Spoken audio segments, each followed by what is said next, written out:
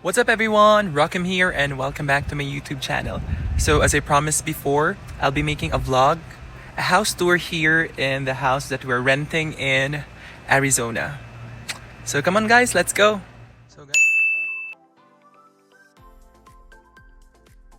So guys, this is the community that we have. It's very peaceful, it's like a village. You know, in America, people don't go out a lot. But I'm very happy that we're here. It's safe compared to other cities in Arizona. Here's the house that we're renting, or let's say an apartment. It has 4 units and we are here in apartment 3. So let's get inside. That's the garbage bin. Schedule is Tuesday and Friday. So guys, I'm not ready to do this actually. I just want to keep this video like, if I'll grow older, you know, I'll look at this and remind myself how or what house I was living when I was in America. Let me wind in this one. So this is for May Jane's brother, that's why it's there. It's for him. Okay, let me switch on the lights. This is our living area. We had that for free from the previous owner of previous people who rented here. Okay, and this is the one that I bought. I just bought this one, the JBL speaker, when I want to sing karaoke. The TV is also here already. That was for free. Okay, we have here our... Yes. Curtain is free as well, and across the main door you can see another door which leads you to the laundry area and the first bathroom. Okay, so I don't usually go here for, I don't usually take a bath here because I'm tall, so it's hard for me to use this one. I like this one. Look. Hi. Yan. Yeah. Some laundry, liquid soap, and then there's the dryer, the washing machine. All were provided by the owner, Miss Arlene. So provided na yan, which is good. And by the way guys, our rent here is only $900 a month. $900 a month, and then mura lang yan siya compared sa other cities in America.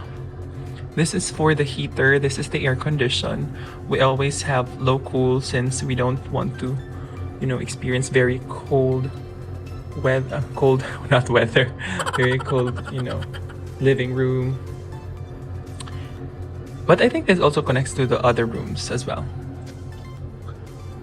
So ito, libre na rin to. Thank you to Ma'am Chiki because she asked the previous people here, or the one who rented here before, na just na i-give na lang sa amin to. So thank you Ma'am Chiki. Ito, okay na yan, libre na yan lahat. And then we have here a cabinet, and this is divided into 3 since we have 3 people here, me, Pen, and Earth. So ito sa akin since I'm the tallest one. Tapos ito kay Earth and kay Pen. So supplies, food supplies, which is very important guys. Di pwedeng magutom kasi nakaka-stress ang work. So we have to eat healthy food. Ayaw mag-cooperate ng door. Okay, close na siya. And then, ito din, galing na to kay Miss Arlene. So libre na yan. Ito, binili ko yan. And then, this one is libre na din to. Except for the cooking equipments. This one, binili na namin yan. Ito rin, binili na yan. Binili na namin yan. Plates were free. Okay. And ang gusto ko dito sa kitchen area namin is marami siyang compartments. As in, marami. Wala pang ang laman yung iba kasi wala naman kaming mabibili na ilalagay namin dyan. Okay, so nandito yung ano namin. Mga tissue, panghugas. So ito nga, libre na yan lahat. And then, ito yung niluto ko kanina guys. Nag-YouTube lang ako. How to cook that. Okay. And now, let's go to the backyard. This is one of my favorite part of the house. I mean, not one, but it's my favorite part of the house. Why? Because as you can see, let's open this one. As you can see, it reminds me of my hometown. You know that I'm from Aganan, Sibulan, or beside Dumaguete Airport. And now, ngayon nandito na ako sa Amerika, nakatira pa rin ako malapit sa airport. And this is the cedar tree, or pine tree or cedar tree. Yeah, the cedar tree, which also reminds me of Carmelite Monastery. Di ba ang daming ganyan sa Carmelite, tapos airport din. So, para bang pag nandito ako, parang naaalala ko yung Pilipinas. Kaya parang medyo naho-homesick ako but happy din at the same time. Diba? Kailangan natin mag-sacrifice for our family eh. Okay, balik na tayo sa loob. Yan, bigayan ni Vince. Yan sa previous renter din. That was given by David. We'll buy an umbrella for that. For grilling. And then, let's go upstairs.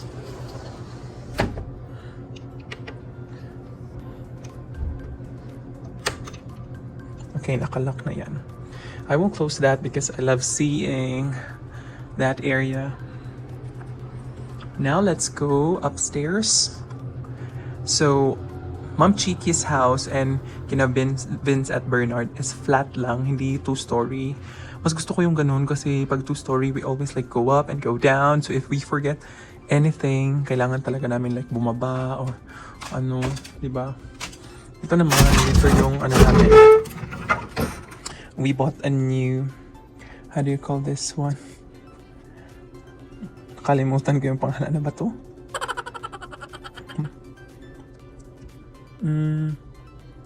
Anong tawag dyan guys? Basta yung panglinis ng sahig at ng carpet. Okay. This one was provided by Miss Arlene pero mabigat na siya at hindi na masyadong nagpa-function.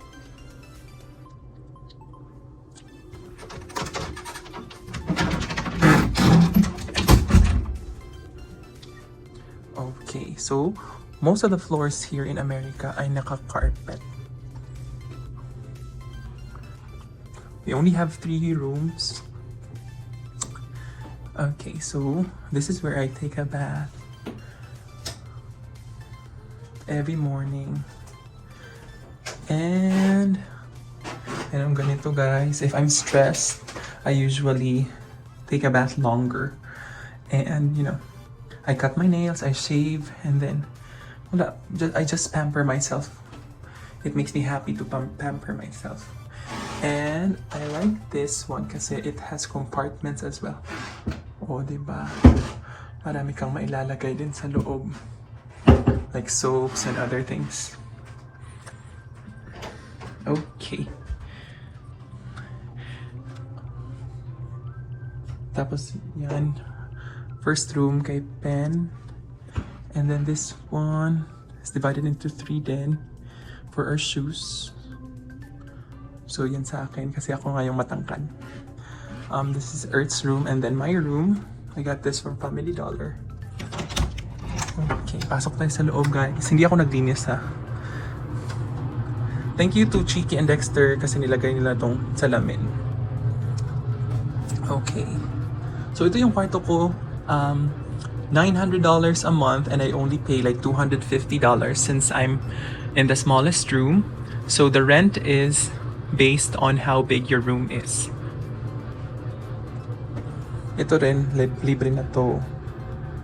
Yung luggage ko, too big since I don't want to go down again and again pag nauuhaw.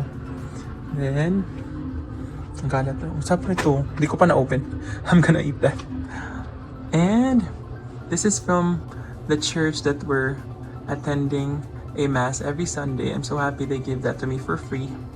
Some stickers, which reminds me to pray every morning and thank God for all the blessings.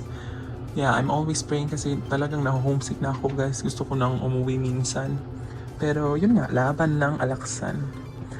I do my work here if I'm preparing for the class. Laundry basket, my wallet, and then I put my garbage here, some plastics that we can use for garbage, or just very Filipino, very Asian. My bath towel, and I always open this one then, especially during sunset. That's my bed. I bought this bed for $150. Pero maganda yan siya, $150. Pwede siya maging sofa. Futon, it's a futon. Pwede maging sofa, pwede maging bed. Okay. And this one, all my clothes are here. Yeah, I'm gonna buy more from Shein pag may pera na. Mga shoes ko. Then other clothes are here. So that's it. The house tour. The house that we're renting here in Arizona. So, grabe talaga yung life dito. I really miss the Philippines. I really miss my family. Nakaka-homesick, but we're already here, and it was not an easy process. And if you have good friends, you pray always, and you manage your time, kayang-kaya naman. So, yun, minsan naiiyak ka kasi may miss pa yung family mo, and then nasistress ka sa mga bata. Pero at the end of the day, you can provide for your family financially, and konting tiis para sa pamilya.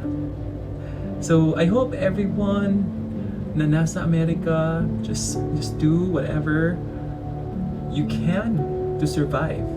Find a way to have fun. Don't focus always on your work, because you have life outside of work.